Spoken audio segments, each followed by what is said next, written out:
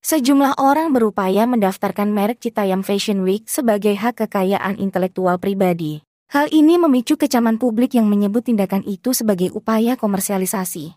Fenomena Citayam Fashion Week mulai menarik sebagian kalangan untuk mengkomersialisasi istilah tersebut sebagai merek dagang. Hal ini menjadi sorotan usai artis Baim Wong mengajukan pendaftaran merek Citayam Fashion Week ke Pangkalan Data Kekayaan Intelektual Kementerian Hukum dan HAM. Pengajuan pendaftaran tersebut dilakukan melalui PT Tiger Wong Entertainment, bisnis hiburan milik Baim pada 20 Juli 2022.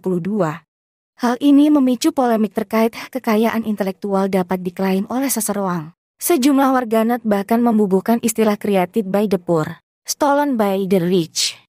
Menanggapi hal itu, dalam akun Instagramnya Baim Wong menyebut, Citayam Fashion Week ini bukan milik saya, ini milik mereka semua. Ini milik Indonesia. Saya hanyalah orang yang punya visi menjadikan Citayam Fashion Week sebagai ajang untuk membuat tren ini menjadi wadah yang legal dan gak musiman. Dan yang paling penting bisa memajukan fashion Indonesia di mata dunia.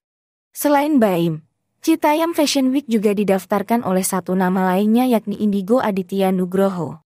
Sejumlah pihak turut angkat bicara mengenai langkah komersialisasi yang dilakukan oleh Baim Wong. Salah satunya Gubernur Jawa Barat, Ridwan Kamil, yang menyebut tidak semua urusan di dunia ini harus selalu dilihat dari sisi komersial. Emil menambahkan dalam postingan Instagramnya, Citayam Fashion Week sebagai gerakan organik akar rumput yang tumbuh kembangnya harus natural dan organik pula, di mana fashion jalanan dapat terus berkembang di jalanan. Ia menyebut, biarkan tetap selebel bukan haute shelter. Sebelumnya sineas muda Ernest Prakasa turut berkomentar melalui cuitan Twitter pribadinya. Ia menyebut kekayaan intelektual itu dibuat untuk melindungi kreator, agar pekerja kreatif bisa sejahtera dari ide karya mereka sendiri. Bukannya dulu-duluan main sikat mumpung belum ada yang daftarin. Fenomena fashion jalanan sebagai identitas subkultur semakin menjamur. Seiring dengan besarnya perhatian masyarakat pada Citayam Fashion Week di dunia maya, demam fashion jalanan ini juga merebak di sejumlah kota di Indonesia, mulai dari Jalan Tunjungan di Surabaya, dan di kawasan Kayu Tangan Malang. Pengamat sosial menyebut tren fashion jalanan ini sebagai temuan baru bahwa di masa lalu, subkultur ini tidak mendapat ruang untuk menjadi kiblat. Namun, pengamat menyebut saat ini melalui fenomena Citayam Fashion Week, subkultur ini punya peluang untuk masuk ke panggung yang lebih tinggi lewat media digital. Upaya komersialisasi yang dilakukan sejumlah pihak pada fenomena Citayam Fashion Week dinilai sebagian kalangan tidak memiliki legal standing. Pengamat hukum mengungkapkan bahwa cara yang dilakukan Baim Wong dan yang lainnya tidak punya legal standing untuk mendaftarkan karena bukan pemilik. Jamin menjelaskan Citayam Fashion Week telah menjadi merek milik publik, sehingga pengajuan merek dalam hak kekayaan intelektual ini berpotensi membuat orang lain yang menggunakan harus membayar royalti atau lisensi.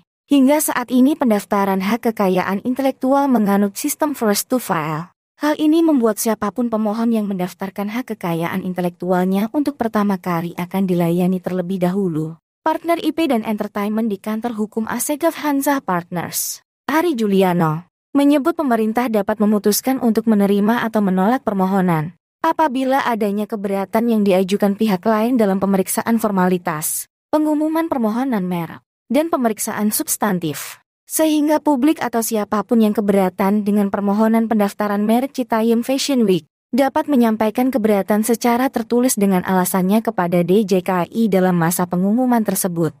Mungkin jika kami ditanya setuju atau tidak, kami tetap menjawab tidak, karena memang Citayam Fashion Week milik publik, dan lahir dari kreativitas anak-anak jalanan.